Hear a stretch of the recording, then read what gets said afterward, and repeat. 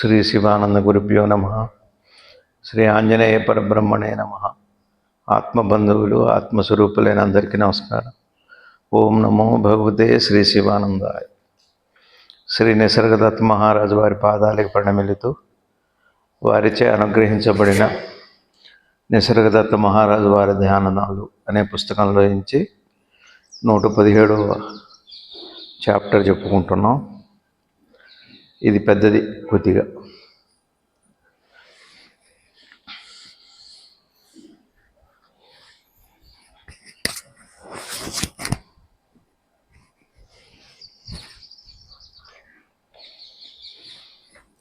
వారు చెబుతున్నారు, నీవు అనేక వస్తువులను అంటే విషయములను కోరుకునేదవు, కానీ నీకున్నటువంటి ఏ గుర్తింపుతో నీ సొంతమైనదని నీవు కొనగలిగిన ఏ గుర్తింపుతో నీవు వాటిని కోరుకొనుచున్నావు. ప్రస్తుతము నీకున్న గుర్తింపు ఆహారం యొక్క తత్వమే. ఈ శరీరము నీ చైతన్యమునకు ఆహారం.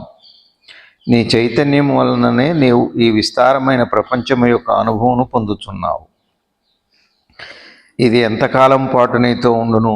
ప్రస్తుతము ఆ అనుబంధము నీకు ఎందుకు కలిగినది? ఇంతకుముందు అది ఎందుకు కలగలేదు? ఈ శరీరము వలన నీవు అనేక విషయములను వస్తువులను పొందేదవు. ఏమైనప్పటికీ శరీరము శాశ్వతమైనది కాదు. ఇది శ్రీ నిసర్గదత్త మహారాజు వారు మనకి చక్కగా బోధ చేస్తున్నారు.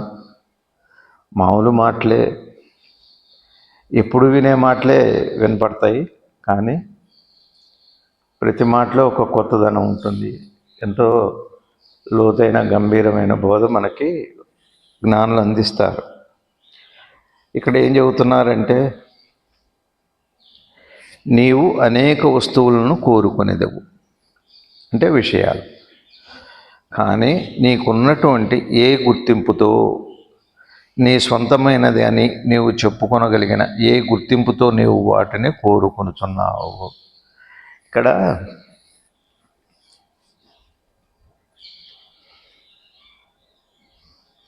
ఏ గుర్తింపుతో దాన్ని కోరుకుంటున్నావు అని అంటున్నారు. కొంచెం అర్థం కాదు, భాష మనకి అర్థం కాదు, కానీ తేలిగ్గా చేసుకోవాలంటే, ఇప్పుడు ఏమండి ఫలానా వాళ్ళు ఫలానా వస్తువు అడుగుతున్నారు అని అంట. వాళ్ళు అడుగుతున్నారు అని అంట. దేంతో చెబుతున్నాం వాళ్ళు అని? దేని చూసి చెబుతున్నాం? వాళ్ళ శరీరం చూసే కదా. అట్లనే వాళ్ళు కూడా ఏం అడుగుతున్నారు అంటే శరీరాన్ని, ఎవరు అంటేనే శరీరాన్ని ఉద్దేశించే కదా. ఇంకంతకంటే గుర్తింపే ఉంది. ఈ మాట, నీవు అనేక వస్తువులను విషయాలను కోరుకునేదవు. దేంతో కోరుకుంటున్నాం మనం? దేని కోరుకుంటున్నాం కాదు, దేంతో కోరుకుంటున్నాం? శరీరమే. ఇది తేలిగ్గా చిన్న మాటల్లో అర్థం చేసుకో. కానీ నీకున్నటువంటి ఏ గుర్తింపుతో, ఏ గుర్తింపు అంటే శరీరమేగా గుర్తు. అవతల వాళ్ళకైనా నాకైనా. ఇప్పుడు నేను మిమ్మల్ని మాట్లాడాలంటే మీకు నాకు గుర్తింపు ఉండాలి. గుర్తింపు అంటే పేరు ప్రతిష్ట, ఆ గుర్తింపు కాదు. గుర్తింపు అంటే గుర్తుపట్టడానికి, అంటే గ్రహించడానికి, తెలుసుకోవడానికి. శూన్యంలోకి వెళ్ళి కబుర్లు చెప్పరుగా. సినిమాల్లో కూడా అప్పుడప్పుడు కొన్ని సినిమాల్లో ఏమన్నా వాళ్ళు ప్రాక్టీస్ చేయాలంటే అద్దం ముందుకు వెళ్తారు. ఒక గుర్తింపు పెట్టుకొని గుర్తింపు ఉండాలి. ఏదో ఒక ఎదురుగా ఒక ఉపాధి గుర్తింపు అంటే ఉపాధి. అవునా కాదా? మనం ఏ గుర్తింపుతో అడుగుతున్నాం దేన్నైనా? ఏం కోరుకుంటున్నాం? నాకు స్వీట్ తినాలనుంది, నాకు ఇల్లు కొనుక్కోవాలనుంది, కారు కొనుక్కోవాలనుంది అని అంటే దేనికి సంబంధించి చెబుతున్నాం అంటే ఈ దేహానికి, ఉపాధికి సంబంధించి. తేలిగ్గా అర్థమైంది అనుకుంటా. అర్థమైందా? కష్టంగా ఉందా? సిగ్గుపడకండి. కష్టంగా ఉందా? తల ఉంచుకోవద్దు. అర్థమైందా? మీకు అర్థమైందా విషయం? ఎవరో వచ్చారు అంటే అప్పుడు పేరు అడుగుతాం. ఎవరో వచ్చారని ముందు చెప్పాలంటే ముందు ఒక దేహం కనపడాలి కదా, గుర్తింపు ఉండాలి. గుర్తుపట్టడానికి ఒక ఉపాధి ఉంటే, ఒక ఉనికి వస్తువు ఉంటే దానికి పేర్లు చెంచా, గిన్నె, ఇప్పుడు మీ పిల్లలు ఉన్నారు, వంటింట్లోకి వెళ్ళే తీసుకురా అన్నారు అనుకోండి, ఏమంటారు వాళ్ళు? ఏమంటారు? ఏంటి, ఏం తేవాలంటారు? కొంతమంది చెబుతుంటారు, వాళ్ళండి ఇట్లా అన్నారండి అంటే, ఎవరండి అనరా? వాళ్ళనే చెబుతారు. ముందు వెనక ఏముండదు, ముందు చెప్పాలి. మాట్లాడేటప్పుడే ఓ స్పృహతో మాట్లాడితే అవతల వాళ్ళకి పెద్ద ఇబ్బంది ఉండదు. ఇబ్బంది అదే అసలు, చీల్చి చెండాడటం. నాన్ వెజ్ అంటే అదే, మాంసాహారం అంటే ఏం లేదు. అవతల వాళ్ళని మనం హింసకు గురి చేయకుండా ఉంటే సరే, చాలా తేలిగ్గా అయిపోతే సరే. ఫలానా వాళ్ళు అని మొదలుపెట్టారనుకోండి, ఇక ఎవరని అడగం మనం. ఫలానా పేరెవరికి చెప్పండి? దేహానికి గుర్తింపు అని వాడుతున్నారు ఇక్కడ. ఒక జ్ఞాని ఒకటే గుర్తుపెట్టుకోండి అమ్మ, మీ అందరినీ నేను ఒకటే ప్రార్థన చేస్తున్నా సవినయంగా. ఏంటంటే, ఒక సత్పురుషుడు, ఒక జ్ఞాని ఏదన్నా చెబుతున్నారు అంటే పదే పదే చెప్పినా కానీ కొత్తదనమే ఉంటుంది. మామూలు మాటలే అయినా, రోజు చెప్పేవి అయినా మనం ఏం చేస్తామంటే అదే కానీ దాన్ని స్కిప్ చేసేస్తాం, వినం. ఫస్ట్ సద్గురు శివానంద గురుదేవులు వారు భగవానులు వారు నాకు పరిచయం అయినప్పుడు చేసిన మొదటి బోధ, ఒకటేసారి చెబుతారు ఏదైనా, 10 సార్లు చెప్పరు. వినటం నేర్చుకున్నారు. ఏమన్నారు? ఇక గురువుగారి బోధ ఎలా ఉంటుందంటే, ఎప్పుడు వేదాంతం చెప్పరు, అడిగితే చెబుతారు, అది వేరే విషయం. ఇప్పుడు నేనైనా మీరు మాట్లాడినప్పుడల్లా, ఇప్పుడు మీరు ఏదో ప్రశ్నకు వస్తారేమండి, మా అబ్బాయి పెళ్ళి, ఏం పెళ్ళి అండి, ఏం శాశ్వతమా, మీరు శాశ్వతమా, నేను శాశ్వతమా, ఆ అబ్బాయి శాశ్వతం అనుకుంటున్నారు, రేపు ఉంటాడో ఉండడో మీకు ఇవన్నీ చెబుతారా? వేదాంతం ఎందుకు? మేలో అవుతుంది, 2024లో అవుతుంది అని చెబితే అయిపోతుంది కదా. వేదాంతం కాదు, ఆ చెప్పేటప్పుడే ఆ మాటల్లోనే వేదాంతాన్ని చెప్పగల ఒక స్కిల్, ఒక ఆర్టు సద్గురువు దగ్గర ఉంటుంది. మనకేమో మామూలుగా వ్యవహారంలాగా ఉంటుంది, పెళ్ళికి సంబంధించే ఉంటాయి, కానీ అందులో వేదాంతం ఉంటుంది. అట్లా ఒక గురువు, సద్గురువు, అట్లా మన గురువు గారు ముఖ్యంగా విశేషించి నాకున్న వారితో గడిపిన 88 నుంచి 2015 దాకా సుమారుగా 8 సంవత్సరాలు, అన్ని సంవత్సరాల్లో కూడా మామూలుగా మాట్లాడారు, జోకులు వేశారు, నవ్వించేవాళ్ళు, కోప్పడేవాళ్ళు, మామూలు మాటలు చెప్పేవాళ్ళు, మీ వాళ్ళు ఎట్టున్నారు అనేవాళ్ళు, అన్నీ మామూలు మాటలే. ఎప్పుడో అరుదుగా, చాలా అరుదుగా, ఒకవేళ నేదైనా అడిగితే ఒక మాట ఊరుగా అట్లా. 88లో పరిచయం కానీ అప్పుడే లోపల ఏం దర్శనం అవుతుందన్న, నిద్రలో ఏం చూస్తున్నాం అన్నారు, అయిపోయింది ఆ టాపిక్ అంతటితో క్లోజ్. కానీ మనకేమనిపిస్తుంది, ఏం చెప్పలేదు అంటున్నారు. ఏం చెప్పలేదు కాదు, ఉపనిషత్తు వాక్యం, అంతిమ వాక్యమే చెప్పారు, నీకు బోధ చేశారు. బోధ చేయరు ఆయన, అందిస్తారు. గురువు చెప్పేటప్పుడే, సద్గురువు అయితే ఏం చేస్తాడంటే, మనం నిజంగా జిజ్ఞాసతో ఒక ఆర్తితో అడిగితే, అడుగుతున్న జీవుల్లో ఒకసారి దాన్ని ఆ విత్తు నాటుతారు, అది పెరుగుతుంది. అది గురువు చేసే పని. మనకి తెలియదు, ఈ బుద్ధికి, ఈ మనసుకి, ఈ జ్ఞానానికి ఇవి అదే కాదు, యువతల విషయాలు కాదు. ఇకపోతే సరదాగా ఉంటాయి, మామూలు మాటలే. ఇట్లా చాలాసార్లు మీకు చెప్పా కూడా. అది తింటారు రమణ, నాకు కళలు స్పష్టంగా కనపడవని కళ్ళజోడు పెట్టుకుంటే పడుకుంటే బాగుంటుందేమో అనిపిస్తుంది. సరే, జోకే అది,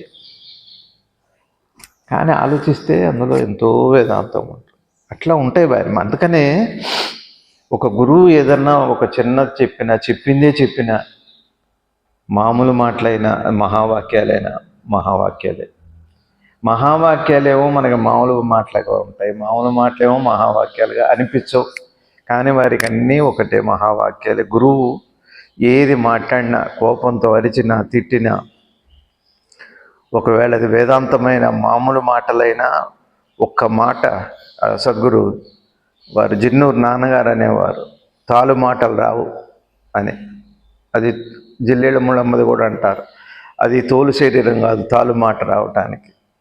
అట్లా వాళ్ళ నోటిలోంచి మీతో ఏది మాట్లాడినా, జోకి అయినా, ఒకవేళ మిమ్మల్ని విమర్శించినట్టుగా ఉన్నా కూడా, దాని వెనక మన ఈ జీవుని ఉద్ధరించి అనుగ్రహం చేసే మాటలే ఉంటాయి. గురువు ఊరికే కాలక్షేపానికి రాలేదు ఆయన. ఒకటే గుర్తుపెట్టుకోండి, సూర్యచంద్రులకి ఎంత వయస్సు ఉందో పంచభూతాలకి అంతే వయసు ఉంది, ఆకాశానికి కూడా అంతే వయసు ఉంది. గురువు దానికంటే కొద్దిగా ముందే వచ్చారు.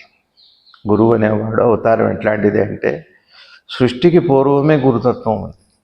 ఆ గురుతత్వం ఉన్నాకనే సృష్టి జరుగుతుంది. కానీ మీకు తేలిక అర్థం కావాలంటే ఒక మాట చెబుతా. మీకు ఎరుకంటూ మొదలై వచ్చాక తర్వాత ఆలోచనలు వస్తాయి, కానీ ఆలోచనలోకి వచ్చాక ఎరుక రాదు. ఎరుక మొదలయ్యాకనే ఆలోచన, తెలిసాకనే ఆలోచిస్తారు. కానీ ఆలోచించటం తెలియటం ఉంటుందా ఎవరికన్నా? తెలిసాక ఆలోచిస్తాం. ఆలోచించటం తెలియదా ఎవరికన్నా అంటే అట్లా ఉండదు. అందుకని ఆలోచించటం తెలియటం కాదు, ఎవరికి తెలుస్తుందో దాన్ని ఆలోచించకుండా ఉంటే ఆలోచన యొక్క పరిసమాప్తి, అది చివరి గడియాలి. బహుశా మీకు అర్థమైంది అనుకుంటా. అందుకనే గురువుగారు నాకు చెప్పినప్పుడు ఒకసారి లేండి, ఎన్నిసార్లు చేస్తాను ఏదైనా. ఇంటర్ చదువుతుండగానే ఒక ఉద్యోగం వచ్చింది నాకు. ఇంటర్ 84లో మాట, 82, 83 ఆ ప్రాంతాల్లో. ఇంటర్మీడియట్ చదువుతుండగా ఏదో మెడికల్ రిప్రజెంటేటివ్ జాబ్ అని చెప్పి వెళ్ళా. మళ్ళీ ఉద్యోగాలు వస్తాయో రావు అని. అదే చదువు కాదు, సంబంధం లేదు. సరే వెళ్ళాం, బాగానే ఉంది. అయితే ఒక ఆయన చార్మినార్ చౌరస్తా అని హైదరాబాదులో ఉంది. ఆ చౌరస్తాలో ఎవరో నన్ను ఏదో ప్రశ్న అడగడానికి వచ్చారు. హోటల్లో కలిసాం, ఒక ఇరానీ హోటల్లో ఛాయ్ తాగుతూ. ఆయన అమ్మవారి ఉపాసకుడు. ఆయన ఏదో అడగటానికి వచ్చారు. ఆయన కాఫీ టీ తాగుతూ నా వైపు చూసి you are a bad listener అన్నాడు. నన్ను you are a bad listener అన్నాడు.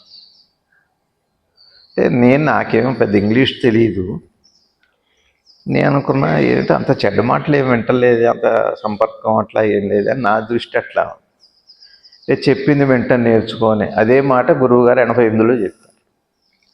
గురువు ఎప్పుడూ వస్తూనే ఉంటారండి. అది ఈ రూపమే కాదు, నీకు తెలియక్కర్లేదు. నీ స్నేహితుడు కావచ్చు, నీ భార్య కావచ్చు, నీ పిల్లలు కావచ్చు, అమెరికా కావచ్చు, ఆఫ్రికా కావచ్చు. గురువు నీకు ఆయన సదేహంగా నువ్వు గుర్తుపట్టే రూపంలో, నువ్వు ఆరాధించే రూపంలో రాకమునిపే నువ్వు దేన్ని ద్వేషిస్తావు, నువ్వు ఎవరిని తక్కువ అంచనా చేస్తావు, ఆ రూపంలో కూడా గురువు వస్తున్నావు. అక్కడి నుంచే నిన్ను చిన్నగా అందుకనే జాగ్రత్తగా ఉండాలి, అందరితో బాగుండాలి, గురువుగానే భావించాలి ఎవరితో అయినా. తర్వాత వారు అన్నారు, మరి నువ్వు బ్యాడ్ లిజనర్ అంటే వినటం నేర్చుకోమని. ఓసారి గురువు గారి దగ్గరికి ఒక ఆయన పండితుడు వచ్చాడు, బాగా పండితుడు, పేరున్నవారే, ఆయన బాగా చదువుకున్నవారు. కాశీ ప్రయాణం అయ్యి వచ్చారు గురువుగారి దగ్గరికి. అంటే అక్కడే ఉన్నాను నేను కూడా, ఎందుకో భీమిలిలో. వాళ్ళు అన్నారు, నేను కాశీ వెళ్తున్నానండి అని చెప్పారు. గురువుగారు మొదలుపెట్టారు, కాశీ అంటే అని మొదలుపెట్టారు. అనగానే ఆయన కాశీ అంటే అని ఆయన చెప్పడం మొదలుపెట్టారు. గురువుగారు చెప్పటమేమో తత్వపరంగా వారికి ఏం ఉపయోగపడుతుందో చెబుదామను, మరి ఏమో మనకు తెలియదు. ఆయన చెప్పటం మొదలుపెట్టారు.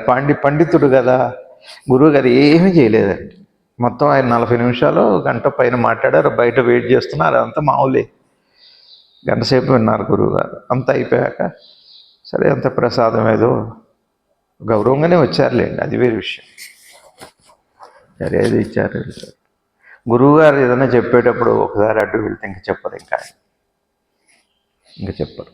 అందుకనే వినటం, బ్యాడ్ లిజనర్ అంటే అర్థమైందండి. మనలో చాలామందికి మనసుకి అది ఒక లక్షణం ఉంటుంది, వినటం నేర్చుకోవాలి. విన్నదైనా మళ్ళీ వినాలి, విన్నదైనా వినాలి, పరిప్రశ్నైనా అని చెబుతారు కదా. అట్లానే ప్రతి మాటలో కొత్తదనం ఉంటుందండి, విన్నది వింటుంటే. అందుకనే భగవద్గీత చదివాను నేను, మా రామాయణం చదివినప్పుడల్లా అందులో నుంచి చలమ తీస్తుంటే కొత్త నీరే వస్తుంటుంది, బోరుతో నీళ్లతో కోరుతుంటే కొత్త నీళ్ళు వస్తాయి, మొదట చిలుము నీళ్ళు వస్తాయి. ఇందాక ఎవరో జిన్ను పాలు పంపారు. ఇప్పుడు బర్రె కానీ ఆవు కానీ వీనిన తర్వాత మొదటికి వచ్చిన పాలు విరిగిపోతాయి, తర్వాత పాలే మనకి. ఆ పాలు కూడా అందులో అన్ని బలవర్ధకంగా పౌష్టికాహారంగానే ఉంటుంది. అట్లానే ప్రతిదీ పాలు ఇరుగుతాయి, తర్వాత ఎరగవు. మళ్ళీ ఏదైనా మనం అందులో అవి ఇవి ఏమన్నా కలిపితే విరుగుతాయి. ఇవన్నీ జనరల్గా ఫస్ట్ వచ్చిన పాలు మాత్రం అవి జున్ను పాలుగా తీసుకుంటాం, బలం అని అంటారు. ఆవు పాలు ఒకసారైనా సంవత్సరంలో జున్ను పాలు తాగాలని పెద్దలు చెబుతారు.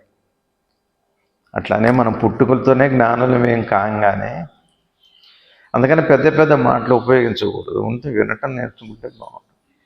వినం, ఆ ముందు మాట ఏదో వినగానే ఇది మనకు తెలిసింది లేదు పక్కన పెట్టారు చేయవచ్చు. అందుకని don't judge the book by its cover అనేది అంటారు కదా. పుస్తకం పేరు చూసి పుస్తకాన్ని నిర్ణయించొద్దు అంటారు. ముందు ఫస్ట్ హ్యాబిట్ ఎందుకు చెప్పారు నాకు ఆ మాట 90లో గురువు గారు మొట్టమొదటి బోధ, ముందు వినడం నేర్చుకో అన్నారు. తెలిసిందైనా సరే వినన్నారు. అక్కడ సహనం వస్తుంది. వినటం అంటే నాకు తెలుసు అని అహంకారం ఉంటుంది. అది కదా అదే అడ్డు మనకి. ఇప్పుడు మీదేమో ఏదైనా అడుక్కోవటానికి వెళ్ళామనుకోండి, ఖాళీ చేతులతో వెళ్తే పెట్టుకోవటానికి ఉంటుంది. అది చేతుల్లో ఏదో పెట్టుకొని ఎట్లా తీసుకుంటా, అది పక్కన పెట్టి తీసుకోమంటారు ఎవరైనా. మనసు కూడా మనకేదో నాకు అది తెలుసు, నాకు ఇది తెలుసు, నాకు ఇది నేను విన్నదే అని విన్నదే కాదు, నువ్వు ఎప్పుడు వినందే ఉంది అక్కడ. విన్నది అనుకుంటంలోనే వినంది అందించి దూరం అవుతావు. విన్న దాంట్లో కూడా వినంది ఉంటుంది, బాగా గుర్తుపెట్టుకోండి. విన్న దాంట్లో వినంది ఉంటుంది అంటే అహంకారం విన్న దాంట్లో ఉంటుంది. ఆ అహంకారం దాంట్లో నుంచి వస్తుంది, అది తెలుసుకోవాలి మనం. అట్లా వినడము అనే ఒక మంచి లక్షణంలో నుంచి ఎదుగుతాడు జీవుడు. అందుకనే గురువు బోధాల మామూలు మాటే. మరి మనకేం కోపం రావచ్చు, నన్ను అట్లా అంటారేంటి, నాకు వినటం రాదంటారు. నాకు వినటం రాకపోతే నాకు ఇష్టం లేకపోతే ఇంత దూరం వైజాగ్ దాకా వస్తానా, మీరు గొప్పవాళ్ళని పోకపోతే ఇక్కడ దాకా వస్తానే, ఎన్ని కోపాలు వస్తాయో మనకి. వినటం లేకపోతే అట్టనే ఉంటుంది, అందరి మీదే కోపం మనకి. ఇప్పుడు ప్రతిదీ కూడా మనం ఏమంటామంటే ఒకటే మాట చెబుతాం, బాగా గుర్తుపెట్టుకోండి. మనం బాగుపడాలి, నాకు దైవ దర్శనం కావాలి, నాకు ఆత్మజ్ఞానం కావాలి, ఇవన్నీ మనందరి కోరికలు. ఇవి మంచిది, అందరికీ ఉంది, అది తపనుంది, బాగుంది అది. కానీ తేలిక, అది తేలిక. ఆత్మజ్ఞానం తేలిక అండి మాస్టర్? కష్టం కదా, చాలా తేలిక. సరే, మనం పొద్దున్నే లేవటం అనేది ఉందనుకోండి. సపోజ్ 4ంటికో 5ంటికి లేవటం తేలిక కష్టమా? చెప్పండి. తేలిక కష్టం? తేలికేగా. ఊరికి ఒక మాటే. తేలిక కష్టమా అంటే, సరే ఏదో మీకు ఇష్టమైన పదార్థం ఉంది, దొరకలేదు ఆ పూట, ఏదో ఉన్నది పెట్టింది తింటాం, తేలిక కష్టమా మాస్టర్? తేలికేగా. కానీ తేలిగ్గా ఉందా? అబ్బా, అది కష్టమైంది కాబట్టి ఆధ్యాత్మిక జ్ఞానం చాలా కష్టమైపోయింది. తేలికైంది మనకి. ఏది తేలిక అనుకుంటున్నామో అది ప్రాక్టికల్గా మనకి కష్టమైపోయింది. ఏది కష్టం అని అనుకుంటున్నామో నిజంగా వీటన్నిటికంటే తేలిక అది. ఇక్కడ ఈ తేలికని తేలిగ్గా చేసుకోగలిగితే ఆ కష్టము అనేది నిజంగా చాలా తేలికైపోతుంది. చాలా తేలిక. నాకు మన ఊరికి చిలిపి ఆలోచనలు వస్తుంటాయి నాకు. మన కారులో వెళ్తుంటే ముందు కూర్చున్నారు, డ్రైవర్ నడుపుతుంటాడు, ముందు కూర్చున్న వాళ్ళు భద్రం గారు కూర్చున్నారు, మేమిద్దరం దంపతులను కూర్చున్నాం. ఊరికి చిలిపి కోరిక వచ్చింది, ఎయిర్పోర్ట్కి ఎవరు ముందు చేరతారు, భద్రం గారా మరి వెనక కూర్చున్నాం మేము అని ఒక చిలిపి కోరిక వచ్చింది. చిలిపి ఆలోచన. ఎవరు ముందు చేరతారండి? భద్రం గారు వాళ్ళు ముందు చేరతారా, మేము ముందు చేరుతాం? పోనీ మేము వెనక చేరుతాం, వాళ్ళు ముందు చేరతారా? అందరూ ఒకసారి చేరుతాం కాదు. కానీ మరి ముందు కూర్చున్నారుగా, డ్రైవర్ కదా నడుపుతున్నాడు, ముందు వెళ్ళాలి కదా. నడిపే డ్రైవర్ ముందు వెళ్ళిపోవాలి కదా. మనకంటే నడిచేవాడు ముందు వెళ్తాడా, కూర్చున్నవాడు ముందు వెళ్తాడా? ఏమండి మీరు అతి తెలివిగా మాట్లాడుతున్నారు అనకండి. ఆలోచిస్తే కలిసే కదా వెళ్తాం. అట్లానే ఈ సృష్టిలో లోపల చైతన్యానికి ఒకే కారు ప్రయాణం అనుకోండి. ఇది లౌకికం, ఇది పారలౌకికం, ఇది ముందు, అది వెనక, ఇది తేలిక, ఇది కష్టం లేదని అన్నీ సమానమే.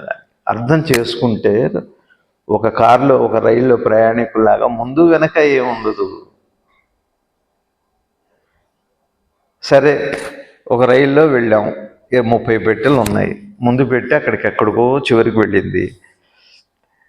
మీరు చివరి పెట్టా వచ్చి కరెక్ట్గా గేట్ ముందు ఆగింది. ఎవరు ముందు బయటికి వెళ్తారు? ఎవరు ముందు వెళ్తారు బయటికి? మీరు చివరి పెట్టేవాళ్ళు ముందు వెళ్తారు. మరి ముందు పెట్టేవాళ్ళు ముందు కదా వెళ్ళాలి, కొద్దిగా వెనక్కి వెళ్తారు. కానీ అందరూ ఒకే సమయంలో వెళ్ళారు. మీకు ఇది బోర్ అనిపించవచ్చు, నేను చెప్పేవి కొద్దిగా కష్టం అనిపించవచ్చు, ఇదంతా నాన్ సెన్స్గా అనిపించవచ్చు. కానీ నాన్ సెన్స్లోనే న్యూ సెన్స్ ఉంటుందండి. న్యూ సెన్స్, కొత్త సెన్స్ ఉంటుంది, కొత్త అర్థం ఉంటుంది. ప్రతిదీ మీరు ఏది వదిలిపెట్టకండి. మీరు కార్లో వెళ్తుండండి, అన్నం తింటుండండి, పళ్ళెల్లో తింటుండండి, ఇస్తర్లో తినండి, హోటల్లో తినండి, భార్య పెట్టనే ఉండి, ఏది వదిలిపెట్టకండి. ఏ సంఘటన వదిలిపెట్టద్దు. జ్ఞానం ఎందుకు రాదో చూడండి. మనకేవో ఇది ఇదే కదా, ఇది ఇదే కదా కాదు, ఏది వదిలిపెట్టదగ్గ విషయమే లేదు.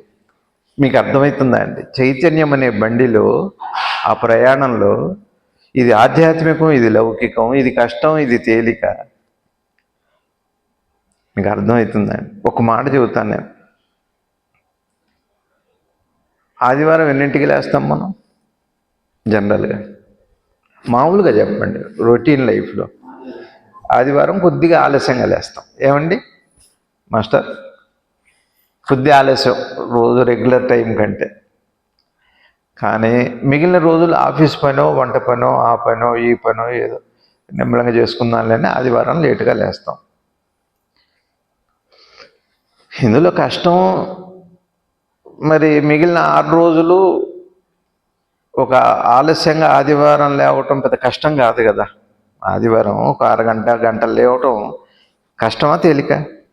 ఒక రకంగా తేలికేగా, ఒత్తిడి లేదు కదా. మరి మిగిలిన రోజుల్లో మరి 5ంటికి లేవటానికి 5ంటికి లేస్తేనే పని అవుతుంది. మరి కష్టమా తేలిక అంటే ఆదివారం 6ంటికి లేస్తున్నాంగా తేలిగ్గా, అందుకని మిగిలిన 6 రోజులు కష్టమే అవుతుంది కాదా? ఇప్పుడు కష్టం తేలిక ఎక్కడుంది?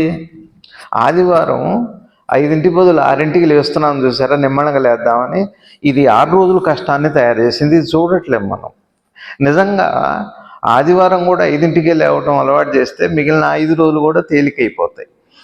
ఇది ఆధ్యాత్మికం కూడా మనకేమైందంటే, ఆధ్యాత్మికం ఎందుకు కష్టమైంది అంటే లౌకికం తేలిక అనిపించింది మనకి. నిజంగా లౌకికంలో తేలిక చేసుకుంటున్నామంటే కష్టం చేసుకున్నాం. మరి అతి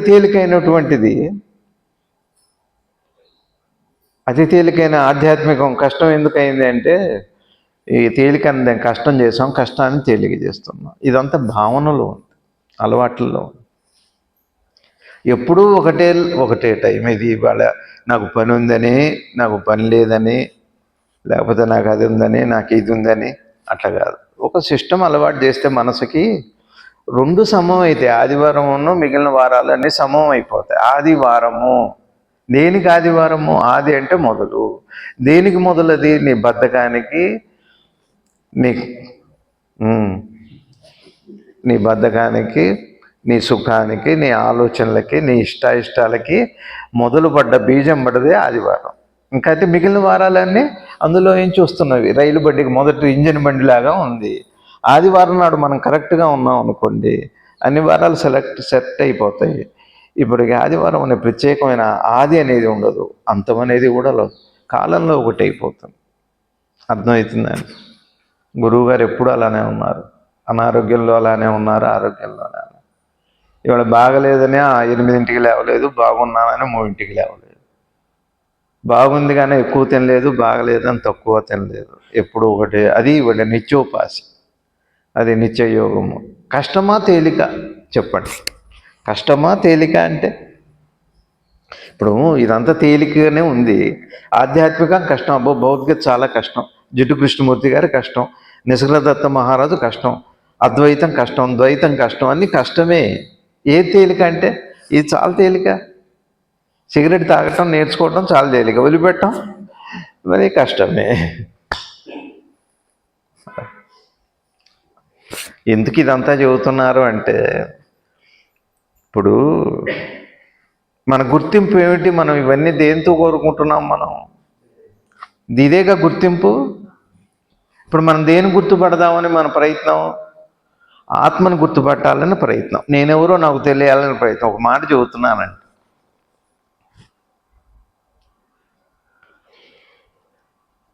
ఇప్పుడు మీరు ఎవరి దగ్గరకు వెళ్ళి నా పేరేంటి అని అడగండి. ఎవరో తెలియని వాళ్ళ దగ్గరికి వెళ్ళి స్టేషన్లో తిరిగి నా పేరేంటి అని అడగండి, నువ్వు కదా చెప్పాలంట. వాళ్ళు అడుగుతారు మీ పేరేంటని. నా పేరేంటనే ఎవరిని అడగాలి? ఎవరిని అడగాలి? నన్ను అడుగుతాను నేను. ఎందుకు? నాకు తెలుసు కదా. సరే, అట్లానే ఇప్పుడు నా ప్రశ్న ఏమిటి? నేనెవరు? నేను ఆత్మనా? నేను దేహాన్నా? నేను మనసునా? నేను ఎవరు? నేను దేవుణ్ణా? నేను ఎవరు? కృష్ణుడినా, రాముడినా, ఆంజనేయుడినా? ఇది నా ప్రశ్న. సమాధానం ఎవరు చెప్పాలండి? నేనే చెప్పాలిగా. మరి నేనే చెప్పేటట్టు ఇది నేనే అడగటం ఎందుకండి? నేనెవరని? నేనెవరో తెలిస్తే నేను అడగాల్సిన అవసరం లేదు. నేనెవరో నాకు తెలియదు అనుకోండి, నాకు ఎడ తెలుస్తుంది? నాకు నేనే ఎడ చెబుతా? చెప్పలేను. గుర్తింపును అడగాలి. మీకు అర్థమవుతుందండి? ఏది గుర్తింపుగా ఉందో, ఏది గుర్తు చేస్తుందో, ఏది తెలియజేస్తుందో దాన్ని అడిగితే అప్పుడు మీకు తెలుస్తుంది. ఇప్పుడు మీ పిల్లాడు తప్పిపోయాడు అనుకోండి, వాడిని అడిగితే వాడు చెబుతాడా? పాపం వాడికి తెలియదు, వాడి పేరు తెలియదు. అమ్మ అంటే అమ్మ పేరు ఏంట్రా అని అడిగితే అమ్మ అంటాడు. మీ నాన్న పేరేంటి? నాన్న అంటాడు. ఇక అంతకంటే వాడు ఏం చెప్పడు. వాడు ఒకసారి వాడిని అనౌన్స్ చేస్తారు, ఇట్లా పలానా డ్రెస్సులో, పలానా రంగులో, పలానా ఎత్తులో పిల్లాడు ఉన్నాడు, ఎవరు అబ్బాయో రాండి అని చెప్పి అనౌన్స్ చేస్తారు. గుర్తింపుకు చాలా గుర్తులు మళ్ళా కదా. వాడు చెప్పగలిగితే డైరెక్ట్గా మా నాన్న పేరు ఈ బాణాల రవికిరణ్ గారు అంటే బాణాల రవికిరణ్ గారు అబ్బాయి ఇక్కడ ఉన్నాడు రాండి అంటే ఈజీగా వెళ్ళిపోతారు. అట్లా చేయలేడు కదా, వాడు చెప్పలేడు కదా. ఇప్పుడు నేనెవరని నన్ను నేను అడుగుతుంటే నాకు సమాధానం ఎలా తెలుస్తుంది? నాకు దాన్ని చెప్పగలిగిన వాళ్ళని అడగాలి. ఎవరు దాన్ని చెప్పగలిగిన వాళ్ళు? అసలు గుర్తింపు ఇది.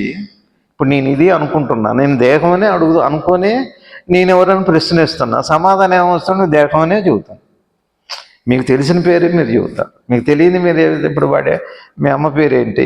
వాడికి తెలిసింది ఏమని చెప్పండి? అమ్మ అంటాడు. మీ నాన్న పేరేంటి? నాన్న. మీరు 100 సార్లు అడగండి, నాన్న పేరు ఏంటంటే నాన్న, అమ్మ పేరు ఏంటంటే అమ్మ. అమ్మే పేరు వాడికి, నాన్నే పేరు వాడికి. నాన్నకి పలానా నరసింహారావు ఉంది, అమ్మకి పలానా రాజలక్ష్మి గారని చెప్పలేరు. వాడు చెప్పగలిగి కూడా ఎందుకు? మీకు అర్థమవుతుందండి? అట్లానే మనకి గుర్తింపు ఏమిటి? ఈ దేహం. అర్థమవుతుందా మీకు? ఈ గుర్తింపు గురించి చెప్పగలిగింది ఎవరంటే మీకు 2 ఉన్నాయి. ఒకటి ఈ ప్రపంచం, 2 మీ మనసులో ఉన్నటువంటి మీ జ్ఞాపకాలు అనండి, మీకు ఏమన్నా ఉండండి, మీ సమాచారం అనండి, మీది ఏదన్నా అనండి, వాటి నుంచి చిన్నగా వెనక్కి వస్తే మనకి అర్థమవుతుంది. ఇది మనకు అర్థమవుతుంది. ఇప్పుడు మనకున్న అలవాట్లు చాలా కష్టంగా ఉందండి మానటం అంటాం కదా. మరి కష్టమా తేలిక? కష్టమేగా. మనకున్నవని ఇప్పుడు కష్టాలు లేవు. ఏ అలవాట్లు ఉన్నాయో, ఏ వీక్నెస్లు ఉన్నాయో స్ట్రాంగ్గా ఉన్నాం. Strong weakness, week strength. Simple అది. ఇప్పుడు మీరు ఏమంటున్నారు చూడండి, నీవు అనేక వస్తువులను కోరుకునేదవు, కానీ నీకున్నటువంటి ఏ గుర్తింపుతో, నీ సొంతమైనదని నీవు చెప్పదగలిగిన ఏ గుర్తింపుతో నీవు వాటిని కోరుకొనుచున్నావు? ముందు దీన్ని చూడండి. నేను దేహం అంటున్నావు కదా, దీన్ని అర్థం చేసుకోండి, ఈ సంబంధాన్ని అర్థం చేసుకోండి. ఈ సంబంధం దేంతో ఉందని చెప్పండి. ఇప్పుడు మనం ఈ దేహం ఉంది కదా, ఈ రమణకి మీకు దేహం ఉందా లేదా? గుర్తింపు ఇదేగా. దేంతో సంబంధం ఉంది? ప్రపంచంతో ఉన్నాయిగా.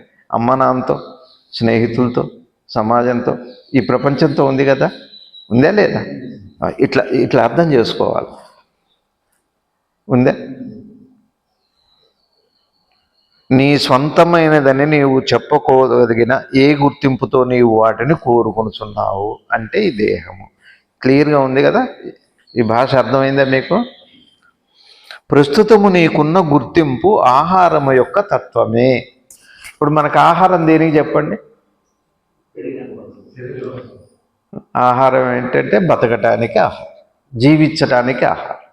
ఆహారము అంటే జీవించటానికి అని ఒక జ్ఞానం అంత తేలిగ్గా చెప్పే విషయం కాదు. ఆహారము అంటే అర్థం ఏమిటి అంటే,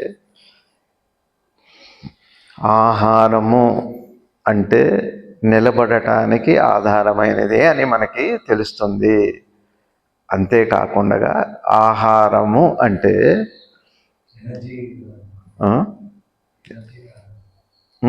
శక్తి కోసం అదే అంటున్నా, ఆహారం శక్తి కోసమే.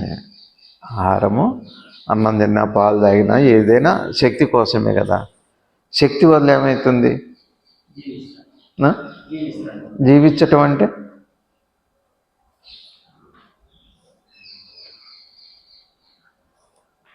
ఈ గుర్తింపు దానివల్లేగా ఉంది. ఈ గుర్తింపు దేనివల్ల ఉంది? మీరు అన్నట్టుగా ఆహారం వల్ల, శక్తి వల్ల. ఈ తిన్ననాళ్ళు ఉంటాం, ఇది అన్నగత ఆహారం కాబట్టి తిన్ననాళ్ళు ఉంటాం. దేనివల్ల నిలబడుతుంది ఈ శరీరము? ఆహారం వల్ల నిలబడుతుంది. అవునా? ఇప్పుడు ఆహారము దీనికి శక్తినిచ్చింది, మీరు అన్నట్టుగా శక్తినిచ్చింది. ఇప్పుడు శక్తిగా ఉన్నది ఏంటి శరీరంలో? అర్థమవుతుందా? ఇప్పుడు ఈ శక్తి అంతా దేంది? ఇప్పుడు మరి ఈ శక్తితో ఇది నిలబడి ఉంది అంటే దేనివల్ల? అంటే శక్తి వల్ల. ఇప్పుడు ఇదేంటి? ఈ శరీరమే ఆహారం అంటే అర్థం ఏంటంటే ఆధారం అని కూడా అనుకోవచ్చు. ఆహారము ఆధారము అంటే అన్నం ఇప్పుడు ఎట్ట కనపడుతుందంటే శక్తిగా మారి ఇప్పుడు రక్తంగా మారినట్టు కనపడుతుందని, రక్తంలో ఉన్న శక్తి మనకు కనపడదు కదా, ప్రాణశక్తిగా మారు. ఇప్పుడు యోగులేమో తీసుకుంటారు, ఇదిగో చెప్పా, మళ్ళీ చెప్పక్కర్లేదు. ఆక్సిజన్ ఉంది, శక్తిగా అవుతుంది. శక్తి అంటే ఏం చెబుతాం? ఏం చెప్పలేం. మ్యాటర్ని మనం చెప్పగలం కానీ ఇప్పుడు సైన్స్ ఏం చెబుతుంది మాస్టారు? ఈజ్ఈక్వల్ టు MC² అంటున్నారుగా, ఎనర్జీనే మ్యాటర్ అంటున్నారు. ఎనర్జీనే మ్యాటర్గా ఉంది కానీ మ్యాటర్ ఎనర్జీ కాదు. కానీ మ్యాటర్ ఎనర్జీని ఇంకో రకంగా చెబితే, మరో పక్కగా చెబితే, ఒక కాయనికి రెండో ముఖం ఎనర్జీ ఉన్న మ్యాటర్ అయితే రెండు వేరు కాదు. ఒక రకంగా చెప్పాలి అంటే ఆహారం వల్ల మనం ఈ శరీరం నిలబడుతుంది అనేటట్టుగా కంటే ఆహారమే అంటే దీన్ని. అయితే ఆహారం దేనికి? అది జ్ఞానికి ముందుకు వెళ్తున్నారు. ఇప్పుడు ఈ సరి తిన్నారండి, ఆహారం వచ్చింది, శక్తి వచ్చింది. అయితే ఏం చేస్తాం? శక్తి వస్తే మాట్లాడతాం, పని చేసుకుంటాం. ఎనర్జీ అంటే అదే కదా. ఈ శరీరం ద్వారా ఏం చేయాలో అది చేస్తాం. ఆహారం ద్వారా, ఆహారంలో శక్తి ఉంది. అమ్మ అర్థమవుతుందా? అర్థమవుతుందా? ఇప్పుడు మీకు అర్థమైందా? ఇట్లా తీసుకోండి. దేనికంటే ఇంత కార్యం చేయడానికి శక్తి కావాలి కాబట్టి ఆహారం తీసుకున్నాం, శక్తి వచ్చింది, అయింది. ప్రస్తుతము నీకున్న గుర్తింపు ఆహారం యొక్క తత్వమే. ఇక్కడ అండర్లైన్ చేసుకోవాలి. ఇక్కడ జ్ఞాని యొక్క బోధతత్వం ఇక్కడ అర్థమవుతుంది. ఏమంటున్నారు? ప్రస్తుతము నీకున్న గుర్తింపు అంటే ఏంటి? గుర్తింపు అంటే ఈ శరీరము, ఈ శరీరము ఆహారము యొక్క తత్వమే. ఆహారమే ఇది. ఆహారం లేకపోతే శరీరం లేనప్పుడు శరీరంగా కనపడుతున్నది ఎవరో కాదు, ఆహారం యొక్క సూక్ష్మాంశం, తత్వము. అర్థమైందా రామారావు గారు? నీకు అర్థమైందా? నిసర్గదత్త మహారాజుని తేలిక ఎస్టిమేట్ చేయకండి. ఊరికి ఏమండి ఆహారం అన్నారు, శరీరం ఉన్నది, గుర్తింపు అన్నారు, ఇంతే. ఇక బోధ ఇదే అయిపోతే చదివి పక్కన పెట్టేయచ్చు పుస్తకాన్ని. ఆహారం అంటే మనం ఏంటాం? ఆహారం చెప్పండి, మీకు తెలిసిన ఆహారం గురించి చెప్పండి అమ్మా. అనిత గారు మీరు చెప్పండి, ఆహారం అంటే ఏంటి చెప్పండి. ఏదో ఉదాహరణకు రెండు చెప్పండి, ఎగ్జాంపుల్ మీరు చెప్పండి మాస్టర్. ఆహారం ఏదో ఒకటి రెండు చెప్పండి సారు. మరి అంత నేను ఇంతసేపు చెబుతున్నాను, నిమిషాలు రెండు మాటలు చెప్పలేరండి నాకు. Biryani, pizza, burger. బాగుంది. పిజ్జా, బర్గర్ ఆహారం. పిజ్జా, బర్గర్ తింటే ఏమొస్తుంది? శక్తి వస్తుంది, ఈ శరీరం నిలబడుతుంది. నిజంగా మీరు పిజ్జా, బర్గర్ అనగానే మీకు ఏం కనపడుతున్నాయి? అవి కనపడుతున్నాయి కాదు. ఇదే ఆహారం అంటే ఇదే. అది లేకపోతే ఇది లేనప్పుడు అది ఇదిగా కనపడుతుందే కానీ ఇదిగా కనపడుతుంది మాత్రం అదే. కష్టంగా ఉందా? అర్థమైందా మాస్టర్? కన్ఫ్యూజన్ ఉందా? ఆహారం తినటం వల్ల ఈ శరీరం నిలబడుతుంది. ఆహారం యొక్క శక్తే కదా ఈ శరీరము. దీన్ని ఏముండే ఇదే గుర్తింపు అందరికీ. ఈ శరీరం గుర్తింపు కానీ ఆహారం గుర్తింపు కాదుగా. ఇప్పుడు నువ్వు కనపడంగానే నిన్నను అడుగుతారు కానీ నువ్వు అన్నమా, నువ్వు జొన్న అన్నమా, నువ్వు రొట్టెవా, నువ్వు అని అనరు కదా. ఎవరు తినే వాళ్ళు తింటారు. నువ్వు రొట్టెవా అని అనరు, నువ్వు అన్నానివా అని అనరు, నువ్వు జొన్నలువా, నువ్వు రాగులువా, నువ్వు ఈ ధాన్యాలు చిరుధాన్యాలు ఏ ధాన్యాన్ని, అవి ఆరోగ్యానికి అది కాదు. ఆహారమే వల్లే ఇప్పుడు నీ శరీరం ఉంది. అందులో ఏదో ఒకటి ఉండవచ్చు, బియ్యం ఉండవచ్చు, జొన్న ఉండవచ్చు, చిరుధాన్యాల్లో ఏదన్నా ఉండవచ్చు. అది ఉండటం వల్ల ఇది ఉంది, దానితో పిలవట్లేదు. కానీ గుర్తింపు శరీరంగా పిలువబడుతున్నా, కానీ ఇందులో ఉన్న తత్వం అంతా ఆహారమే. ఆధారం అదే కదా, ఆహారమే ఆధారమైనప్పుడు అట్లా పిలవము. ఫస్ట్ ఏం తిన్నారని అడుగుతారు, బతకటానికి. తిన్నావా లేకపోతే పడిపోతాడు కదా. ఏం తిన్నావా అని అడుగుతారు. అడగటానికి వీడు ఒకడు ఉండాలిగా. తినొచ్చాడు కాబట్టి ఇక్కడికి వచ్చాడు మళ్ళీ ఉండాలంటే మళ్ళీ తినాలి. కానీ ఇట్లా ఉన్నాడు అంటే కారణం ఆహారమే. కాబట్టి డైరెక్ట్గా మనం ఆహారాన్ని ప్రశ్నించట్లా, ఆధారమైన ఈ దేహాన్ని గుర్తింపుని ప్రశ్నిస్తున్నాం. కానీ ఇట్లా చూడండి అంటున్నారు, ఈ దేహం ఏదో కాదు, ఆహారమే. ఈ సమస్త కార్యాలకి గుర్తింపుగా ఉన్న దేహం ఏమిటంటే ఆహారం కాక ఏం కాదు. It is nothing but energy, food. అర్థమవుతుందండి, ఎనర్జీనే. అయితే సరదాగా మన వాళ్ళల్లో బోండాలాగా ఉన్నాడు అంటారు. వాడు బోండాలాగా ఉన్నాడు అంటే చెరుగ్గడ్లాగా ఉన్నాడు ఏంటో అంటారు, అంటే సన్నగా ఉన్నాడు అంటారు. ఏవో పోలికలు అట్లా చేస్తారు. కానీ ఆహారం యొక్క సారమే ఈ శరీరం కదా, కాదా? అట్లా కాదండి. ఇంకా తేలిగ్గా మీకు అర్థమయ్యేది చెబుతా. తల్లి ఆహారం తీసుకుంటుంది, ఆహారం యొక్క సారమేగా లోపల మళ్ళీ దేహంగా తయారైంది. ఇప్పుడు ఏంటది? శరీరం అనిగా పిలువబడుతున్న ఆహారం యొక్క తత్వమే. మనం శరీరంగా కనపడుతున్న పరమాత్మ యొక్క తత్వమే లోపల ఉంది.